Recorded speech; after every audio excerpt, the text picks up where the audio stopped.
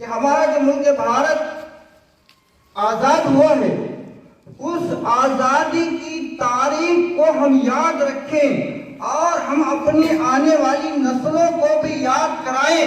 ये मुल्क भारत कैसे आजाद हुआ है। आप समझते हैं कि 1947 में मुल्क भारत आजाद हुआ है, ये बात सही है, लेकिन आजादी की तहरीक कब से शुरू हुई है? 1747 से शुरू हुई है। 1747 से हिंदुस्तान की आजादी का बिगुल बजाया गया है। और ये बिगुल बजाने वाले कौन थे? उस वक्त हमारे देश के सबसे बड़े महान और शक्ति वाले आदमी हजरत मौलाना वलीउल्लाह साहब मुहद्दिस देहलवी रहमतुल्लाह अलैह ने आजादी का झंडा बुलंद किया और अंग्रेजों से लड़ने का ऐलान किया। कुछ दिनों के बाद हजरत वाला का इंतकाल हो गया।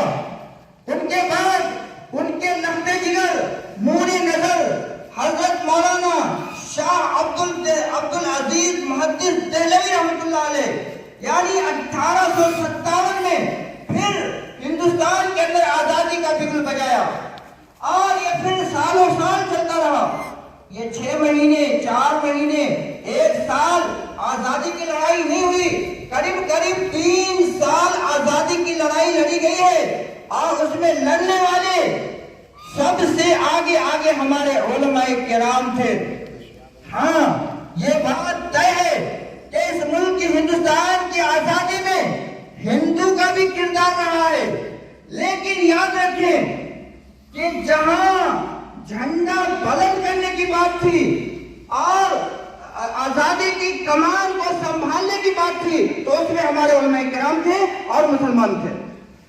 ये बात है कि हिंदू मुसलमान दोनों की मिली भगत से हिंदुस्तान आजाद हुआ है, लेकिन आगे आगे जो किरदार रहा है वो मुसलमानों का किरदार रहा है। अभी हमारे हाफिज अब्दुल करीम साहब ने उलमाए किराम का नाम गिनाया है। ये जामिन शहीद मौलाना अब्दुल रशीद मोहम्मद गंगोली रहमतुल्लाह अलैह, मौलाना कासिम नानोतवी रहमतुल्लाह अलैह, मौलाना इमदादुल मुहाजिर मक्की रहमतुल्लाह अलैह, मौलाना कासिम नानोतवी रहमतुल्लाह अलैह और बहुत सारे हमारे बुजुर्गान दीन जिन्होंने आजादी का बिगुल बजाया। और बजाया तो खाली ऐसा नहीं हुआ, कांटों पे चलना पड़ा, अंगारों पे चलना पड़ा।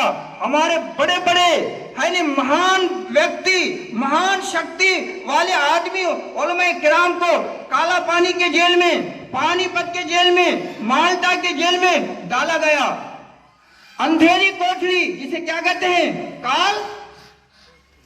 काल कोठरी, जिसके अंदर लाइट नहीं रखी जाती, पानी का इंतजाम नहीं होता, सिर्फ सो सकते, खड़े हो सकते, ऐसी कोठरी में हमारे उलमाए किराम को रखा गया। और हमारे उलमाए किराम ने वो सख्ती को बर्दाश्त किया, सहे, लेकिन हिम्मत नहीं हारी, पीछे कदम नहीं हटाया। एक मरे तो दूसरे तैयार हुए, दूसरे मरे तो तीसरे तैयार हुए जवामर्द सिपाही इस्लाम के, मुल्क भारत की हिफाजत के लिए और मुल्क भारत की आजादी के लिए। तो ये हमारी दास्तान है, ये हमारे हिंदुस्तान की कहानी है। इसलिए हमको इस तारीख को याद रखना चाहिए और अपने बच्चों को याद दिलाना चाहिए कि इस मुल्क भारत की आजादी में सबसे बड़ा किरदार और सबसे बड़ा रोल हमारे उलमाए किराम का रहा है। हमारे उलमाए किराम का रहा है, जिन्होंने जान की बाजी लगा दी। अभी आपने सुना कि दिल्ली की जामा मस्जिद से लेकर के पानीपत तक जितने रोड थे, हर झाड़ में उलमाए किराम की लाश को लटका दिया गया था, लेकिन हमारे उलमाए किराम पीछे नहीं हटे। लेकिन हाँ, याद रखो, जब पानी सर चढ़ करके बोलता है तो फिर अल्लाह की तरफ से पकड़ आती है। जब अंग्रेजों की बर्बरियत और जुल्म हद से बढ़ गई तो फिर अल्लाह की गिरफ्त आई, पकड़ आई और हिंदुस्तान के हिंदू मुसलमानों को अल्लाह ताला ने गलबा अता फरमाया और मुल्क भारत आजाद हुआ। लेकिन मेरे भाइयों, मैं एक बात अर्ज करूंगा कि 76 साल हो गए और ये 77वां आजादी का जश्न हम मना रहे हैं, लेकिन आज भी मुसलमान